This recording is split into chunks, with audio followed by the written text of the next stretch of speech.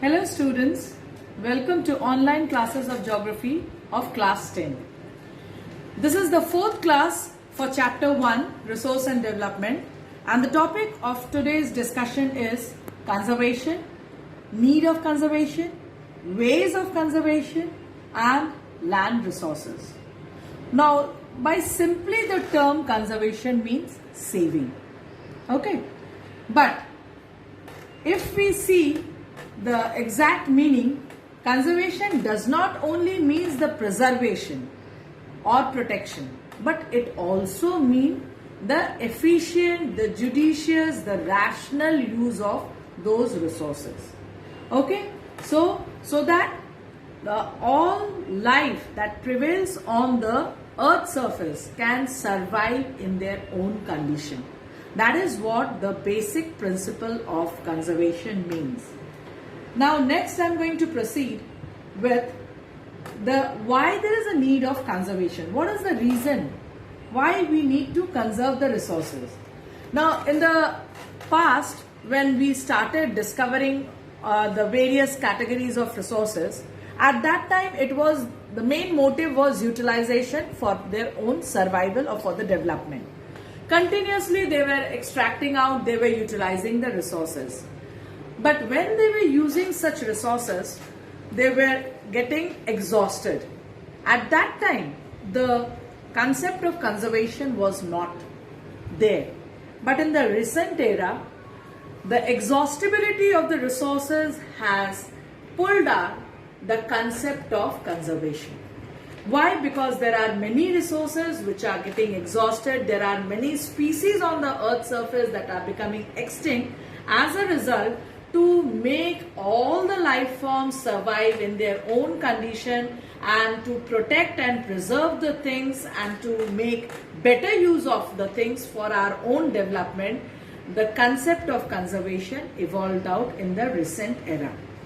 Now, just to get the concern of that is conservation, Gandhiji remarked it that there is enough for everybody's need, but not for anybody's greed. It is our own greediness that has resulted the exhaustibility of the resources. So now the topic that I am going to, or the points that I am going to discuss is why there is a need to conserve the resources.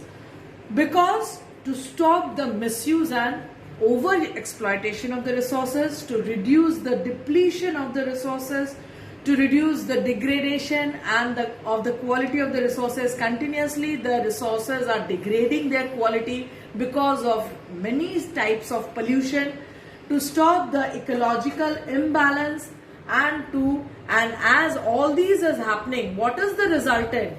Rather the acceleration of the economic development, there is deceleration of the economic development. So just to make an end of this deceleration and to create a progressive development, there is a need of conservation.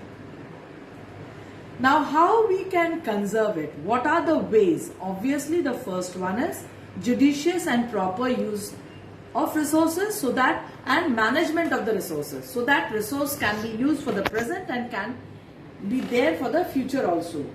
Use of recyclic resources, that means the non-exhaustible sources of energy like solar energy, wind energy, tidal energy, rather using fossil fuels. Develop substitute for the resources such as aluminium in place of copper and brass. PVC has been developed in place of iron, or in place of thermal electricity we can use hydroelectricity. So developing substitute. Reckless and inappropriate exploitation of resources should be checked.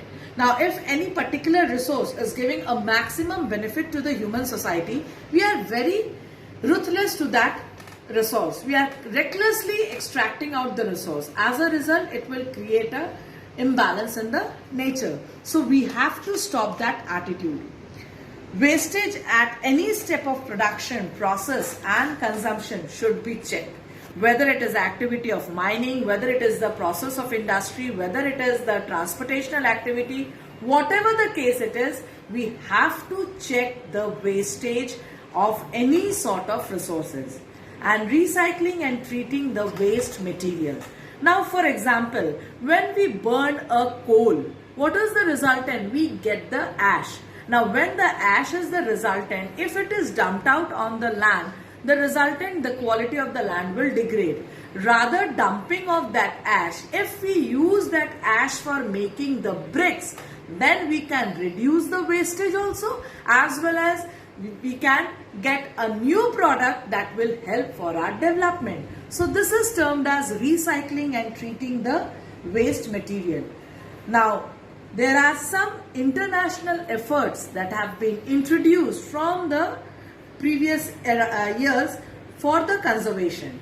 I'm just reading out those. The first attempt was made in the year 1968 by the Club of Rome. The second, Schumacher has presented the concept of conservation in his book in the year 1974 named Small is Beautiful.